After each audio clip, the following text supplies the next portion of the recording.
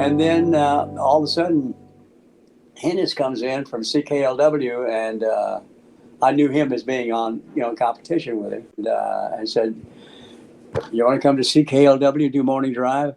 And I said, "I can't turn that down. I mean, it's against the law No. to turn that down. And that's Yeah. just CKLW. I mean, really, if I turn it down, they'll put a hitman out on me. So that's it. Yeah. So what else, was there anything else running through your mind, like where you're like, oh my God, is this the right move? I mean, and obviously you think, yeah, I got to take it and take the shot and hopefully I can pull this off. Yeah. But like, were you scared? Were you like nervous? Were you like, oh, what am I doing? And I guess the other question would be, I'm asking a lot of questions all in one shot here. Had you done mornings up until that point? Because I'm not really sure what you had done. Did you do mornings in New Orleans? That's not the best place for my humor is not morning. I mean, it was, some of it was good, that time of day. Yeah. I guess it was okay. Gilbert Gnarly was pretty funny. Yeah. So I did that, but the real satirical part of what I did wasn't really talked about much, and a lot of people didn't really get it. And a lot of people didn't get it because it wasn't funny. And like in school, I was never able to just throw a line out, but I got to the point where I kind of could. And so, and then you're there, time to be funny. Bam, I can be funny. I remember listening to you and when you were on CK in the mornings, and it struck me at the time. I said, "Gee, some of these bits need to be. You need a little bit longer time to have them breathe to actually, like you would have in afternoon drive. You know what I mean? Where you can actually do the setup, do the whole thing. You're not time sensitive. You're not handicapped, so to speak. I guess. Right. You're crossing the border, and it's you. And it's your wife, Carol, and Tracy's little kid at the time. And you also had a monkey. Yeah, the last I saw the monkey was up a tree, and it took its diaper. And I say a tree, there's an inside tree. And he took the diaper off that had the wacky loves me heart on it and threw it right at the camera. And yeah. One of the things that Gary had too, probably a lot of things you forget. Funny how different people remember different things about that stuff. You guys had the first video setup that I had ever seen. With the big reel to reel video stuff. Yeah. And the camera and and filming. You guys were filming funny commercials at the house with the monkey and stuff like that. Nobody had a recorder for TV back in those days. No, yeah. Lynn had this thing, and I don't know how I got it, but he had one. They asked us if we would tape the games, and they could go over, and this would be their tapes. They could do their work, and all we had to do was just hit the on button. Well, that's not all we're going to do. Right. Right. We were idiots. So we decided, okay, we'll give them a little entertainment in between. So, I got my guitar and okay, let's get back to the game. But first, you ever heard this? You do some song. It's goofy. They made it. By the way, we don't need the commercials. I said, well, too bad. You got them. You ended up with like all of the jocks and girlfriends and other, wives, whatever, at your house almost every night. It would seem like. And like, yeah. I mean, was that sort of normal? I know it was normal for there while you were there, but for all the other stations too. Or were you I think it kind of was. Yeah. And Carol was just, she was great anyway. I tell you what Carol made this iced tea, and she's from the South. And she made this iced tea that was just to die for. They were fun times. They were great. Oh yeah, I had to put myself in that place again. One of the reasons I'm kind of doing this series, I mentioned it at the front of this. I'm doing the PD, how to be a PD. If you want to be a PD, here's some things you should know. Series, and in order to do some of the lessons, you sort of have to do stories to make them make sense. And then I put up a thing on Facebook and I said, hey, I've been thinking about doing another sort of a side channel of just stories. And I had a huge amount of people go, yes, yes, yes, yes, yes, you know. And then I started thinking, just like you just said, it's like, I can't remember a whole lot of what went on there. You know, it's like, you know, the ones that would be really interesting and really I funny don't or remember any of whatever. it. Yeah, you know, it's like I just remember it was a nice place. I had fun, great people all around me. I went in and did do a job and left. I mean, you know, that's kind of mostly it. You know, so anyway, but then I started thinking, well, it'd be cool to go through and get other people's memories, just like we're doing right now, and go through Yeah. all of the jocks who are, you know, who were there, who are, you know, still alive, because, you know, that's the other part. A lot of us are, you know, 15 years from now, most of us aren't going to Yeah. be here. You know, you and me, we'll, you know, I'm sure we'll be both gone. Yeah. We'll be hanging out with Billy. Yes, we will. Yeah. But you were the first person that I ever saw who did a show. And then, as I recall, at least the way you described it, you did a show, you know, the morning show. You would go home, you know, have breakfast and go to sleep for a few hours. And then you would get up and you would write for the next day. You would do heavy duty show prep Yeah. for 3 hours, 4 hours. How long would the show prep go, would you say? I mean, until something good came on TV. You know, it was pretty laid back. It was just like Carol knew what I was doing, and I'd sit there. She had trouble with it in the morning when I was writing in the morning, but then again, I was working mornings there, so I you know. Yeah, I was always amazed at, you know, a couple things, you know, at that time, because, you know, you had mentioned that I kind of had seen you do like show prep for like 3 hours, which maybe now doesn't seem like that much, but back then that was pretty radical, really. Full on show prep for 3 hours, and then stay up with all the guys till like, I don't know, 10:30, 11 o'clock, and then do a morning show at 5 o'clock in the morning. Like, you know, I was young.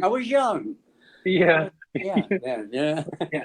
Now I go to sleep and drop a hat. When you first got there, and as I recall, there was a huge party for you at one of the hotels. As I recall, the entertainment was the Four Tops, and this is a closed party. Was it the Four Tops? Yeah, the Four Tops. Or Yeah. That was very cool. I mean, and Barry Manilow. Yeah. Later, another one later on. Yeah, like did you? I heard about that, these parties. Yeah. He had one with B.J. Thomas too, and they're heavy duty acts in their prime. Barry Manilow. I don't know if you remember this, but Barry Manilow came, and it was at some bar downtown. And Barry Manilow does, you know, he does Mandy, and he does, you know, At the Copen, some other song. And because it's all agency people, you know, basically there, there's just a roar of the crowd. Not at him, but everybody's talking amongst each other. You could barely hear him sing. You couldn't hear him sing. He kept looking. He does. I don't know if you know this. He did 3 songs max, and he's supposed to do more. And he just leaves. He just walks off.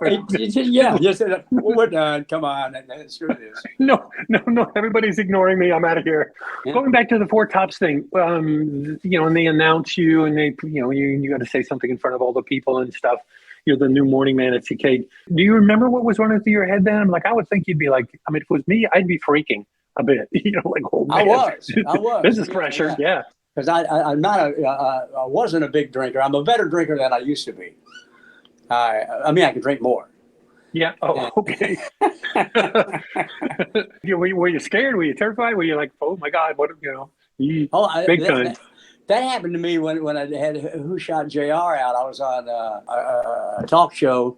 This was a national one. I can't think of who he is. Kind of like Ellen or something. Somebody big. Yeah. They asked me. We came into the green room. I was sitting there with Carol in the green room, and we came in, and the guy says, "Mr. Burbank," I said, "Yes." He says, "You follow the Temptations." Whoa. Hello. Can I follow the cooking lady? And I did, but whew, that's scary. Yeah. You know, when the guy says, "You follow the Temptations."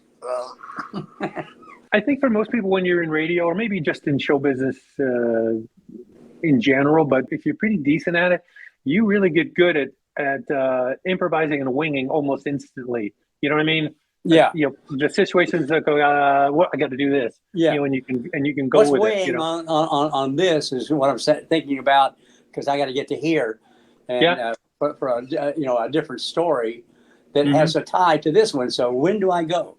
And I don't know. And what you do is you feel it.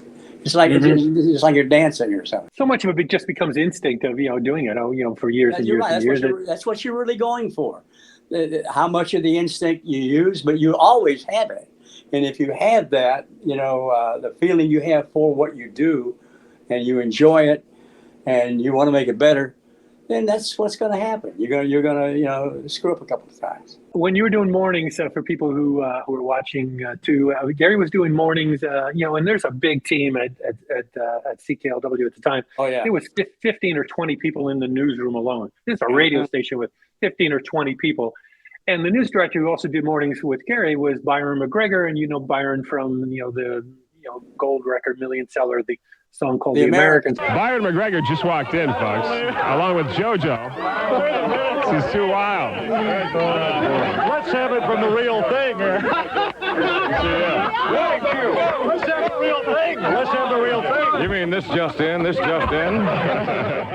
You and he used to pull pranks on each other that were legendary. He was good, man.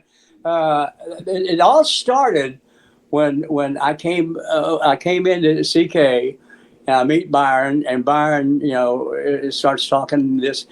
Byron is putting you on. Usually, when you meet him, he wants to be like he is on the record, but he doesn't really. He's just making you freak out. Yeah. And and he got me a couple of good times, and I thought, wolf tickets. That's what we call them. Wolf tickets? They said wolf tickets, like the boy who cried wolf. Byron would walk down the hallway, and the record and the Americans was out. I mean, he was making billions of dollars for somebody else, I'm afraid. Red Cross, yeah. Yeah, and so, but Byron would walk down the hallway, usually the best dressed man I've ever seen, always. Absolutely, Beautiful. yeah. Suit, tie, voice perfect, and every little letter is sounded. And Byron he would walk down the hallway. He'd go, "Hey, Byron," he go, "Let's talk about me." Yeah, you do this. He was throwing out a pitch from the pitcher's mound at Tiger Stadium. Byron had recorded something, and he wanted some music behind it. So he told me, "Give this to him, and then he can do that." I said, "Okay, sure." So I did, and put a little something on the end of it, So Byron is standing on the mound, and he's not doing the Americans. He's doing, and this is one Canadian who, some of it, does so and so.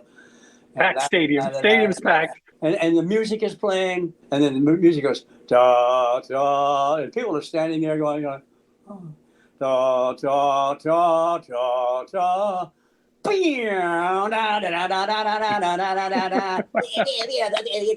That's all, folks. I remember that. And Byron's like, so he dropped 2 tons of horse crap in my driveway. How did you get out that morning? You go out in the morning and there's there's a mound of of horse shit in front of you. I had to get to work. I almost pulled it off too, because what I did was I had to get to work. So I think I go outside. I don't know there's going to be that much horse crap. Right. And sure, my car's right in the middle of it. And I go, oh God. So I get in it and I have to go boom, hit the front, reverse, bam, hit the back of it, hit the front of it, and pretty soon I got it cleared out enough to where I could and get to work. So I got to work, parked the car, came in. Randall Carlisle, my news guy, he was just talking about this and that, and they're all looking at me. I knew they were, going, wow. So finally, on the air, Randall Carlisle says, "Gary," he said, you keep acting like nothing's going on. We got a call, and your house, police are there. They're doing this and doing that and everything like that. And I said, "The house I used to live in here?" And he goes, "You used to live?" Because they knew, because I was talking about moving in Carolina. We moved. You could see some people starting to sweat, like I'm thinking, I got this. But at the last minute, Randall Carlisle walks in. "I just walked outside, and it's all over your car. Okay. I guess today you wouldn't drop 5 tons of horse manure in somebody's driveway. Gary Burbank, you share that story. Share that story. Remember?